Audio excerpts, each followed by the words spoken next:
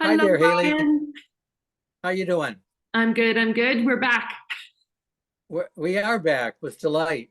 Um, and in our little chat before we pushed record, um, you were telling me that you miss yourself.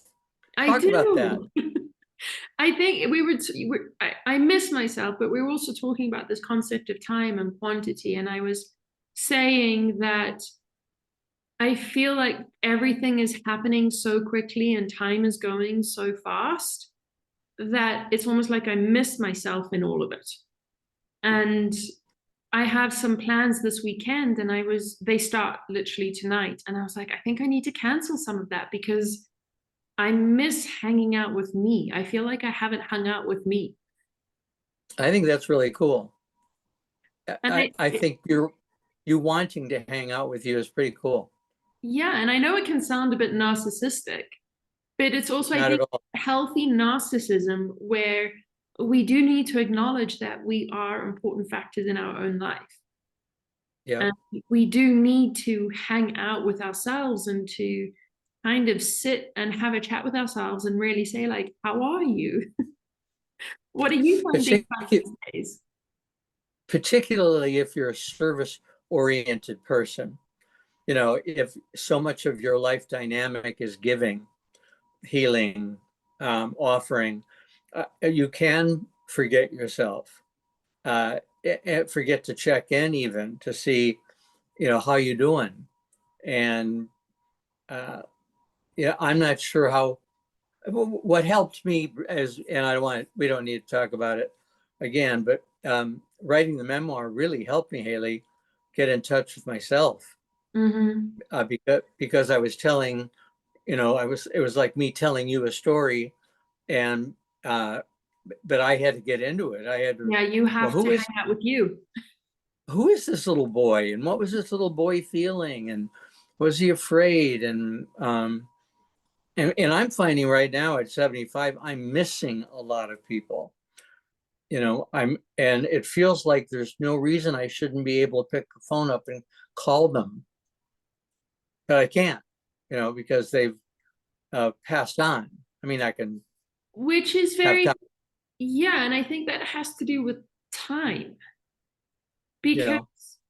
I resonate with what you're saying because I feel like the pace of life is so quick right now that there is a lot of like not just missing me, but missing my people and wondering if I've contributed enough to or invested enough in saying, how are you? When was the last time I actually asked you how you are? And Mm. so it's almost like this just building up of like, have I done enough? And while you're having that conversation with yourself, the clock's still running. Yes. And the question still remains, um, uh, how about me? Am Mhm. I checking in with myself to Yeah. see if I'm happy with how I'm going? Yeah. And manifesting is such an interesting word and such an interesting concept. For me, the life that I live now is a life that I wanted to live.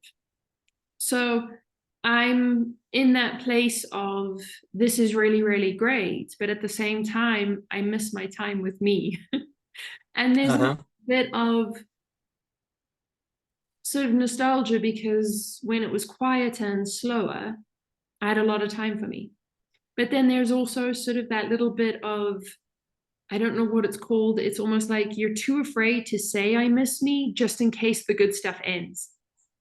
Yes. Yeah. Um, I think it's great to say I miss me and to remember how it felt Hmm. to be with you, uh, but to not stop there, Yeah. right? So you reflect on the feeling, you capture the feeling, but you continue to move forward because evolution is calling you. You Hmm. know, it wants you to keep going. Now, it may be saying to you, Haley, stop. You know, we need to take a breather, sit with Brian around the fire, and we'll talk. You know, right? And then keep climbing. Yeah. But checking in with yourself about what was it like? What is it like to be with yourself? And I think, our age difference makes a big difference in our life experience, Haley, because I don't have, I'm not producing for income right now. I'm not working. Mhm. I'm, I write and that's work, but not like I need to make a living. And so I can be outside raking leaves, and it's easier for me to be with myself, and I think it might be for you, because I don't have a call waiting. I don't have a client, who's going to be calling in. So does that make sense? it totally makes sense. And it's interesting because there are moments where I feel that sort of the noise of the pending call or the noise of this is what you're doing later on in the afternoon. But I feel Uh-huh. like, part of acknowledging that I miss myself and having sort of that nostalgic view of sitting quietly and just being with myself versus what it's like now, it allows me to really get aligned with the work that I'm doing and to be able to be fully present with, no, actually, I'm really happy with all of this work. And that's what I was saying. I don't know what that word is where you're nostalgic, but you're also really happy and fully present with what's going on now. I would call it balance. Balance. you know, yeah, right. You're on it. You've got a foot on each side of the board, Yeah. moving back and forth. And if you tip too far to one end, so that you're with yourself, you got that feeling again. The other end is up and not ready, right? It's So an Haley, interesting place. when you are with yourself, what's it like? Peaceful. It's very peaceful and it's very fulfilling. What does it incorporate anything special, like a meal or a Sometimes walk? it does. Sometimes I will incorporate like a meal because that's a date with myself. Like I'll actually have that thought of, I want to go out by myself. I want to eat a meal Mm-hmm. by myself so I'm fully present with what I'm eating and sort of what it feels like to just be me at the table. I do have that, but most of the time it's really just either it's being quiet. It's not listening to music. It's not reading a book. It's literally almost like a meditation, but it's not a deep meditation. And it's just a moment of peace, fulfillment, and some of it's gratitude, but most of it's just fully present in the awesomeness of everything that's around me. Uh-huh. And it's like because I'm wary of using the word gratitude because gratitude sort of has this connotation that you're looking back and saying thank you versus looking forward and saying or being present with what you have and saying thank you. And I think that's where manifesting kind of comes in because I think manifesting is a form of gratitude. It's a way of saying thank you for everything that I have now and I want more. Yeah, yeah. I want more because I'm called to do more or feel more or And to grow more. receive more. I'm open to change, Yeah, good right? word. I'm open This to the this growth and the yeah. expansion of it all. I love the moments of remembering when this shell of me had time to be with itself. And I've been in a relationship almost every day since I left college. You know, uh, graduated in the '70s, so that's a long time ago. Uh, I've been in a relationship, so it's a little harder for me to think about what is it really like to be with myself, because I'm always Someone. partnered. But the what I reflect on is when I sat on some rocks at the ocean and just spent, I didn't even know how much time watching the water swirl, come in, the waves swirl around the rocks and foam, and I get transfixed by it. um, that was a moment with myself, right? Because Absolutely, absolutely. I don't think you have to be by yourself to feel yourself, to fulfill that missing feeling. Because a lot of, I think if I look deeply at that statement of I miss myself, it's because I'm really pushing myself to be with all sorts of different people and meet different people. So I'm Hmm. very, there is a mask in some fashion with those people as you're starting to get to know each other and figuring out if you're a person that can come into my life and if I'm a person that can go into your life. When I think about sort of my core crew, I can absolutely be myself with them. Like we can be silent together but separately. And I think that's a lot of the beauty and the sweetness that comes with the hero's journey, is that you Hmm. start to attract people and those people become core parts of your life where you can 100% be yourself and be with yourself while you're with somebody else. And there's no sort of giving away of energy or taking of energy. I have found that as I've aged, I'm less interested in investing any time or energy into meeting new people. Mm. If somebody comes, I'm there with so you. yeah, so there are no auditions, right? It's if somebody comes into my life and I instantly feel that we're on the same track, um, I joyfully talk and Mm-hmm. share. And it doesn't have to be more than an hour of coffee with the person to be fed and to feed them. But I like not thinking about, well, what's everyone else doing tonight? I mean, why are we home alone? I mean, we never get any invitation.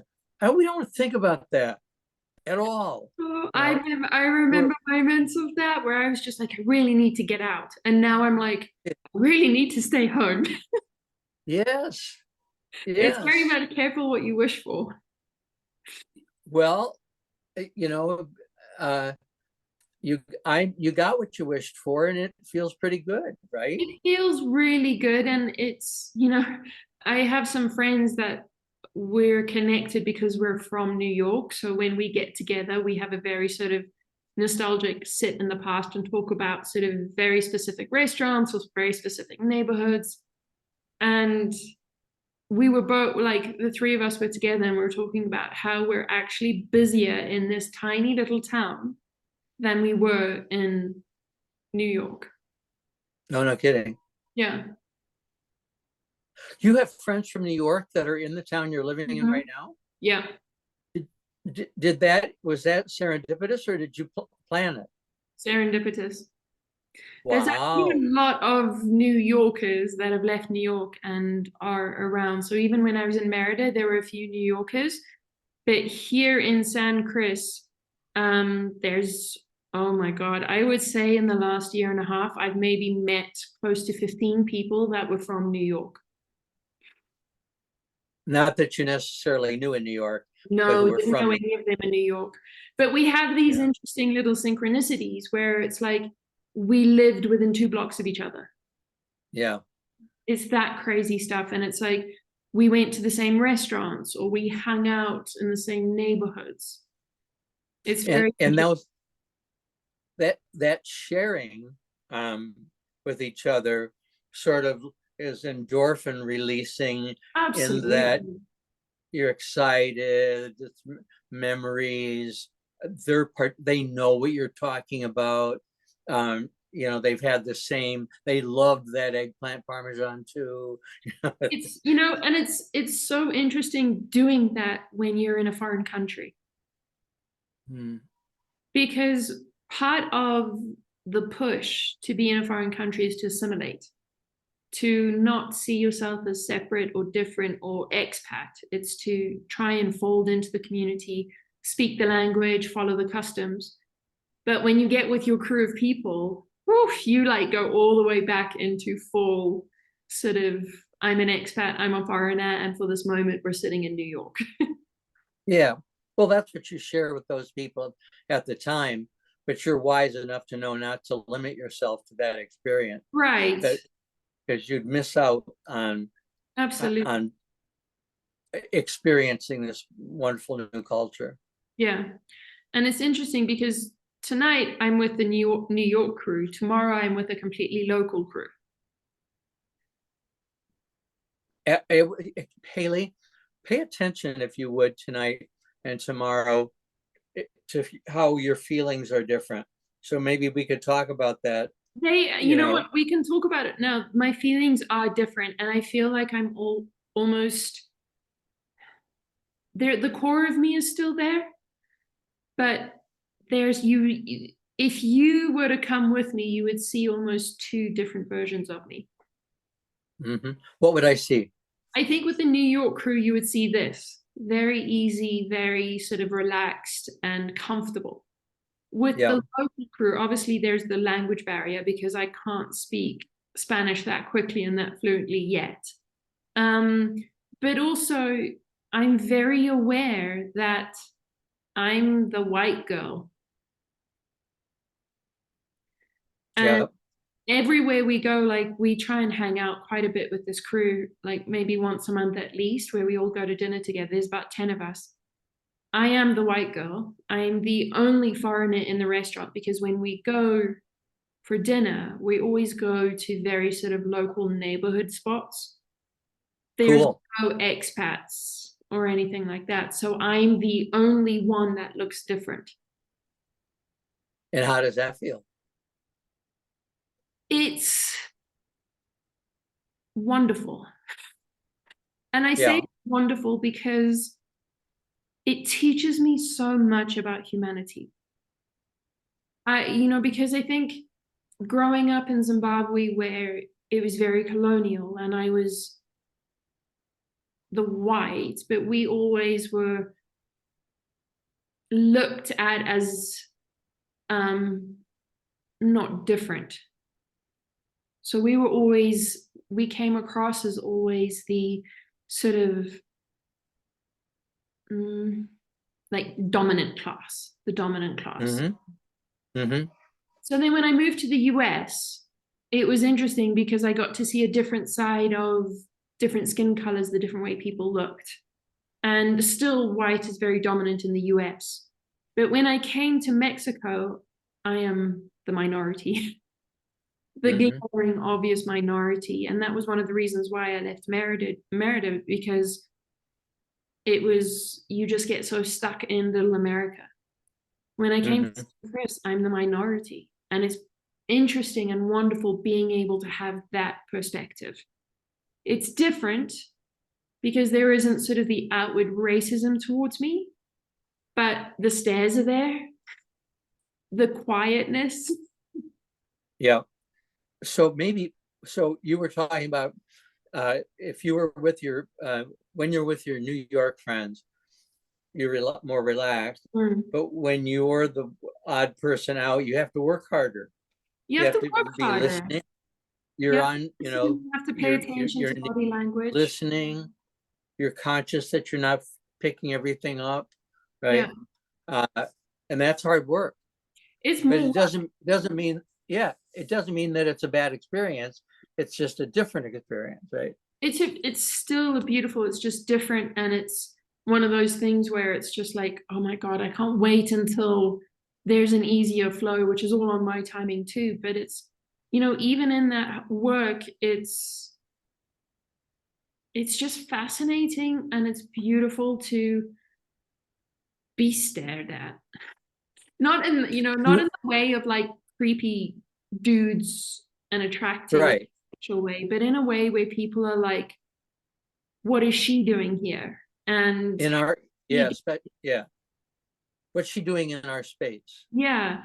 And I feel, it always makes me even more aware of being compassionate and really making sure that I'm honoring the space because Mm-hmm. I want to make sure that their experience with a person that looks like me is a wonderful experience. Yeah. I was very respectful that I wasn't sort of loud and brash and walked in as if it was my restaurant. Yeah. Very conscious of that too, that if they, a lot of the children from the outside areas haven't seen tall white chicks. So if you take a combi, like the community travel buses, the kids will just stare at you because they're not used to seeing that skin color or that eye color, that hair. Uh-huh. The hair's different, the clothes are different. So they'll just literally, like, they won't blink. And it's, I think there's a huge responsibility there to show them that you're approachable. Haley, what you've just described has been my entire life of being the odd guy out, the one homosexual in the room in the beginning that anyone would acknowledge. And I wanted their experience of me to be the very best it possibly could be, so that when they encountered other gay people, they had an initial positive response. Mm-hmm. So, I can really relate to your feelings about being in that, their space, and wanting, wanting not to interfere, but wanting to say, okay, this is who I am. I bet you have some friends in that group who kind of keep an eye on you, though, too, don't they? You got one or two who are aware that you're in this situation. Absolutely. And that's, I think that's one of the things that I love so dearly, and I'm so grateful for the Mexican culture, is that they're so accepting and they will look after you. So, I'm the one white girl in this group of 10 girls. They will all just put me in the middle and cluster around me. And it's that kind of stuff I also pay close attention to. Like, I'm usually the kind of person that would, if it's a long table, I will sit at either end, because in my head that's an easy out. My ex is already planned. But when I go with these ladies, they make sure I'm in the middle of the table. And that stuff you don't, when you're in the US, nobody pays attention to who's sitting where. You just sit where you land. Yeah. Whereas here, they're already thinking that's far ahead to make sure that I'm in the middle or I'm not on the outside. Haley, so it's all women tomorrow. Is it all women tonight? Mm-hmm. Yep. So you find yourself mostly hanging out with other women? Yeah, I have at the gym, I have some guy friends. But the men are, and I'm very clear that this is not a Mexican thing. It's not a travel thing. It's just men as a whole, straight men as a whole. They got they got some work to do, man. It's, I have some wonderful guy friends that are very respectful, and I have no problem hanging out with them because they're respectful. They're the outliers. It's ridiculous how you can't even walk down the street without somebody trying to get in and talk to you or try and ask you out or try and tell you how beautiful you are. And I'm really grateful for it, but it's also like, dude, no.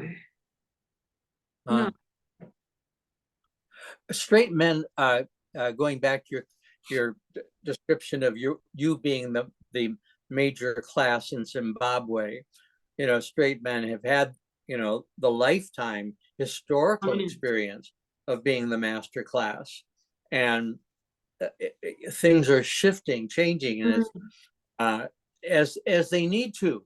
It's not that anyone's taking away from them. In fact, it's a gift to say you don't have to be responsible for all this stuff anymore. You can let go, relax, rest. Cry. Yeah, take the kids for the day. You don't have to make more money than me. You don't, this is a gift. It's not like a tug of war for dominance. And so in this, my period of life, I've witnessed this shift that's going on because, I grew up with, wives you obey your husbands, you know, and do not embarrass them by speaking up and contradicting them in public, right? Mm-hmm.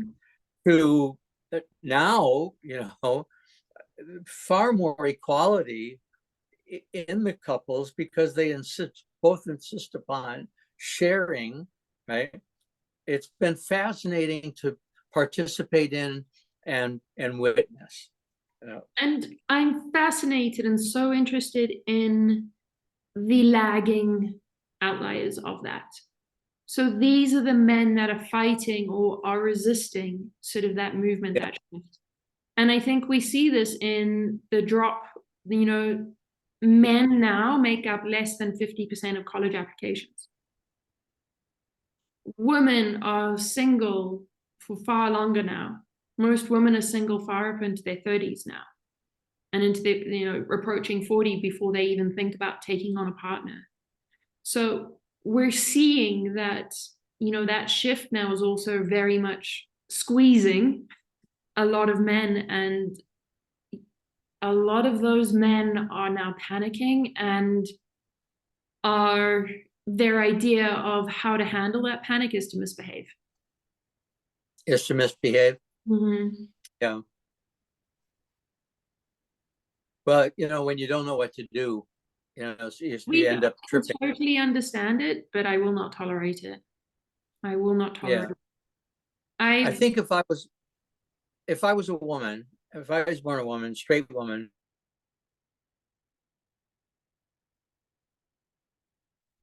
we froze right now. So we're so back. we're back. So I was saying that if I was a straight woman, I would want to be totally self-sufficient before I allowed somebody into a partnership. And Mm-hmm. I would want them to know that I had a lot of exit doors that I wasn't afraid to use. And that I'm joining with them because out of love, and because I think it's going to be fun to play together for, you know, the future. But don't get any ideas about Iron John and It's they're an interesting bunch. And I say that both having male friends as well as being in sort of that pool of looking for a partner. And it's like the straight men, they got some work, man. They've got some work. well, you and I both know tons of straight men that are great, who are Absolutely. Absolutely. enlightened and courageous in defense of all of us. But you know, the stereotype that many people fit in that group is, I think, fear that they don't know what's going on and what their role is, And they're uh, being squeezed. and a little, and depending upon, and there's a lot of anger, at least showing up in the U.S., about people feeling that they've lost privilege, they've lost dominance. You know, I want the way I see the stereotype is it's even like for me and my experience of the straight men's, it's not necessarily the word stereotype, it's because the majority of them are in this mindset. It's not, for me, it's not a stereotype. It's in my experience, the majority of straight men think a specific way. And if Uh-huh. you challenge that, you're going to get sort of the very sort of shadow side of them. Yes, there are some wonderful men. Again, in my experience, maybe 1 in 10, closer to 1 in 15, 1 in 20. Okay. And no one can argue with your experience. You know, Yeah. your experience, yeah, your experience is your experience. And I think, you know, to generalize that a little bit more, if I go and talk to my woman friend, we're all pretty much in agreement that the good ones are few and far between. And when they come in, we're all like, like here's like And when they come in and you're all aware of it, uh, is being just a really good friend sufficient? Yeah.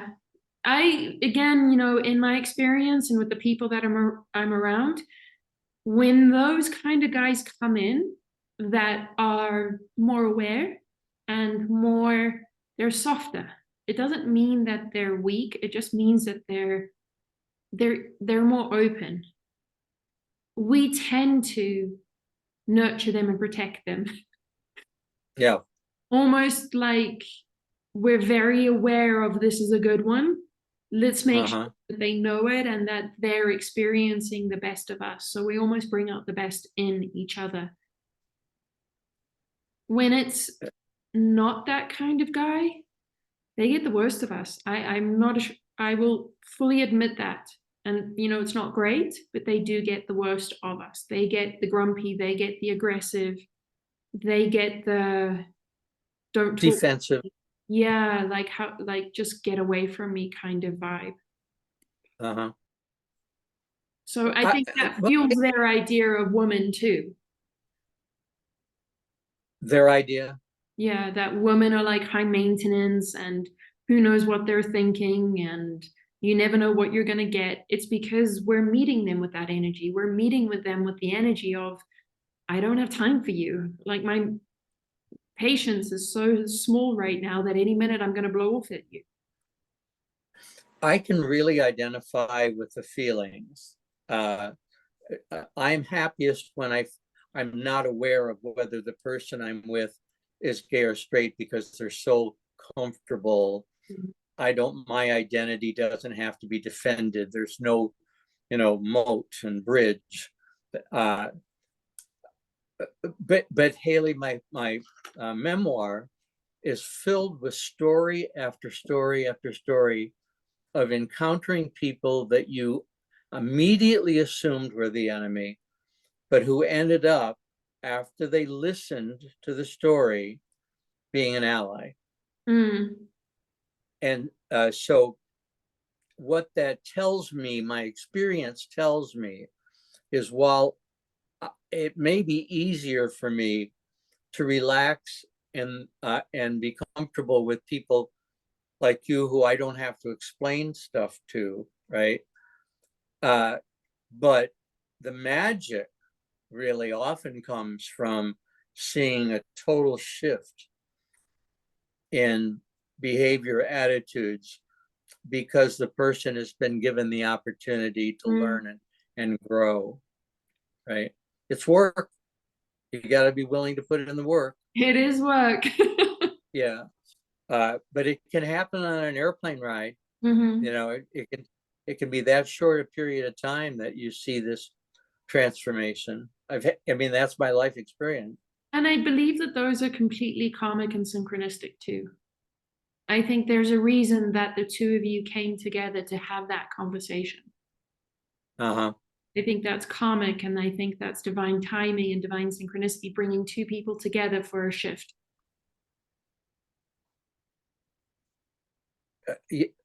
Just as whatever brought us together, Mm-hmm. you know, I think Michael. plane rides are fantastic examples of that. You never know who you're going to sit next to. It's completely random. And I think many people who have traveled often enough can tell you about those kind of conversations where you sat in your seat and all you wanted to do was sleep, and then this person started talking, and then you ended up talking the entire plane ride.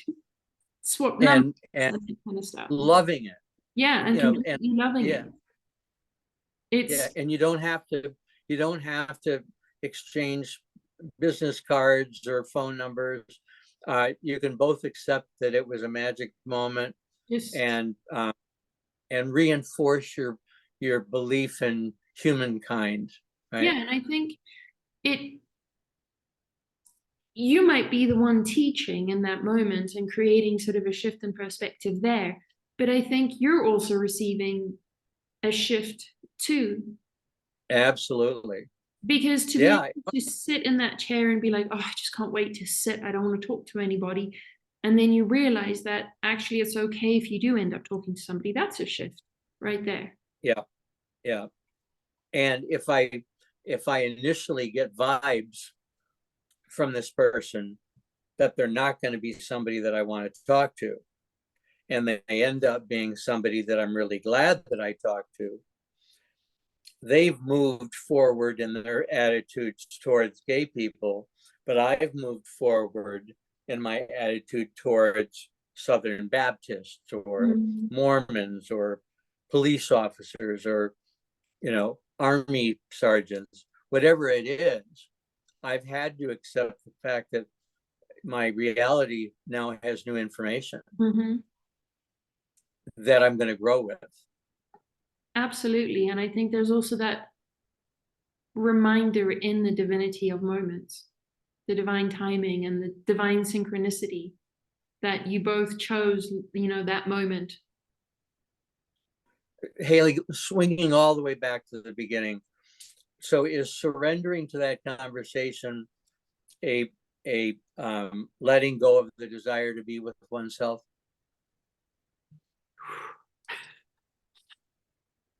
I think it is letting go of the desire to be with oneself, but it's also opening up that you can learn about yourself. Mm-hmm.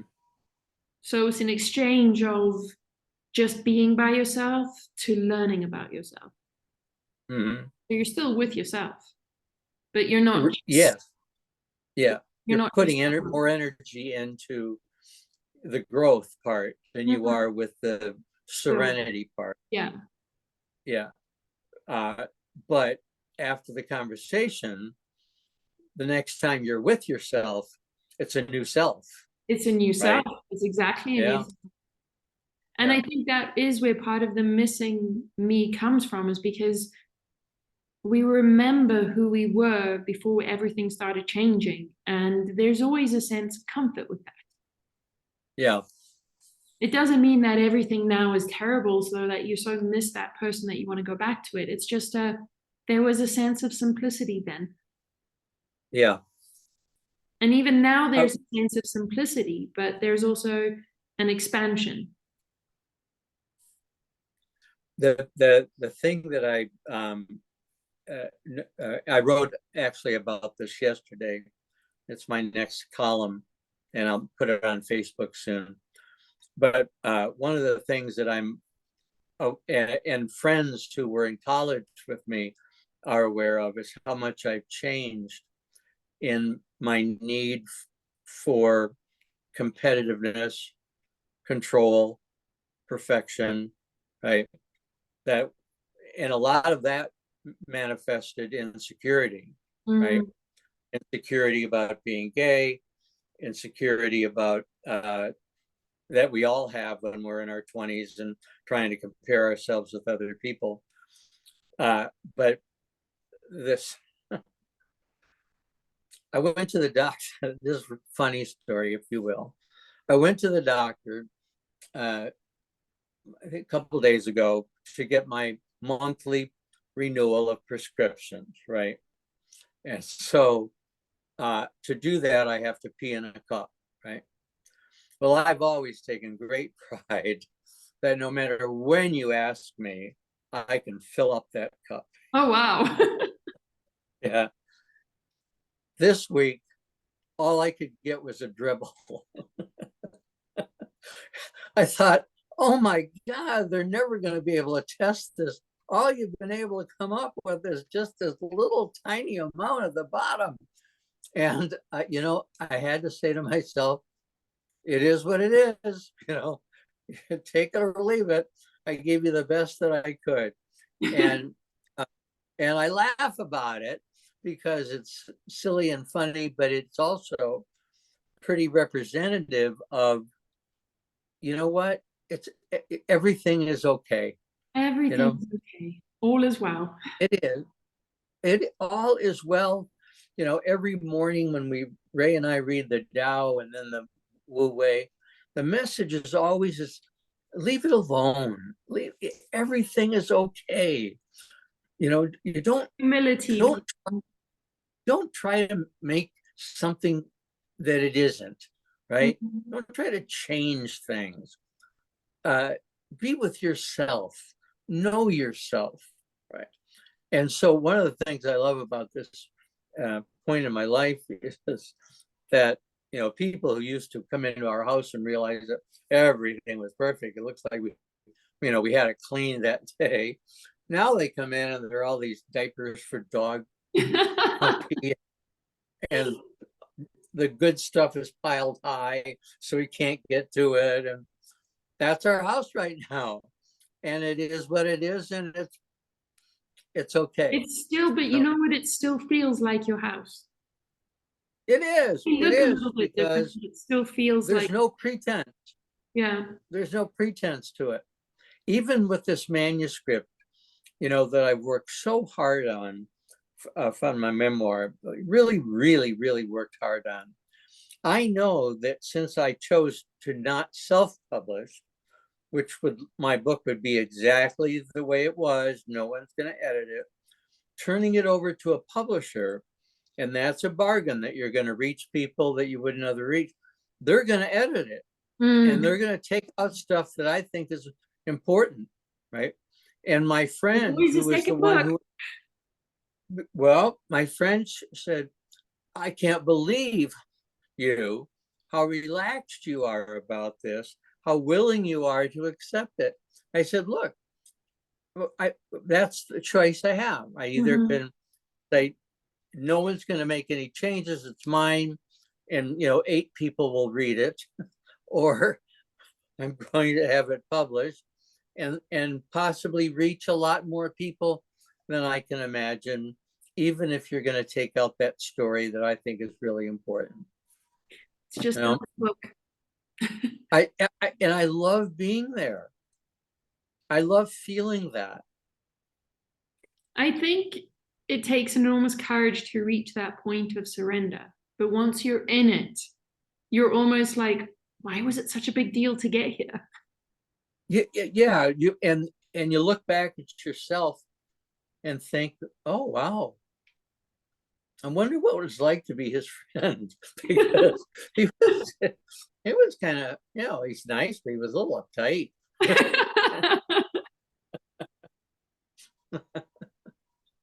I don't know. Do you still have those people as friends? Well, this woman, who I was on the phone with, Yeah. she was my college girlfriend. I have a lot of people from my past who are still friends. Most of them are gay, or have been exposed enough that it's totally non-issue. They don't even think about it. But she knew me. To give you an example, we were playing bridge, and we laugh about this. And I was a good bridge player, and very competitive because my father was competitive. And so I'd be competitive with my father, especially at home playing bridge. But Charlene and I will laugh about the time we were playing bridge in the student union. And it was she and I were partners. And it was her turn to lead. And I said to her, Charlene, there is only one card that you can lead with. Which was me totally controlling her hand, telling all this pressure on her that she had better pick the right card to lead, and there was only one. What was it like to play bridge with him? Well, in some ways, Isn't that you beautiful? learn. He gets to experience you now. Oh yeah, it's fun, and it's fun to laugh about it, and to forgive yourself, and to say, you know what, that's the stages of growth Yeah, it was you go little. through. Yeah, and what a marker to remember where you were at one point to where you are now. Yeah. And I don't think it takes, for some things it takes years, for other things it's just like 3 months. You can sort of have that marker of like, whoa. Yeah. That was a lot in 3 months. Like I've come so far in 3 months, or sometimes it's 2 years, sometimes it's 5 years. Although Sometimes I it's remember 7. 5 years. Yeah. Yeah. And sometimes it is 50 years of working on it. Oh, Haley, I got to tell you, part of what and I know we got to watch the time, but part of what I'm trying to do in preparation for the publication of the book is to think about, all right, who do I want to review it, right, when it comes out? And so yesterday, I went to St. Franciscan Press, the people who are Franciscans, who publish books and reviews in their monthly magazine. Oh, wow. And I thought, oh, Haley's going to love this, because I'm going to work on a letter that really lets them know, how, whether or not you decide you're going to review my book, you should know how important Francis has been and is now to me. In that book. And you should look at my book, but there was also a book that one of you wrote that had a profound impact on me. Father Murray Bodo wrote the book Francis, the Journey and the Dream, and boy, did it hit me, about living a simple life, not worrying about riches, but wanting to make a difference. It's, the simple life, it's just so easy. It really is. And I think, when we talk, I know we're out of time almost, but like the greatest lesson for me from St. Francis is the simple life isn't limited. It's not minimal. It's so full and abundant, but with exactly what you need. No more. Yes. Yes. And it's every single day that I can, I give thanks for that I have nothing to worry about. Yes. Like I see everybody else worrying and having headaches because they're worrying. And I'm just like, you're worrying because you have too much stuff. Like and worry is a waste. It's a waste of time worry is. It's a total waste. Like, oh, and every now and then I have a little moment where I'm like, I think I want to get a plant, or maybe I want to get a scooter. And then I'm like, I don't have time for that kind of worry.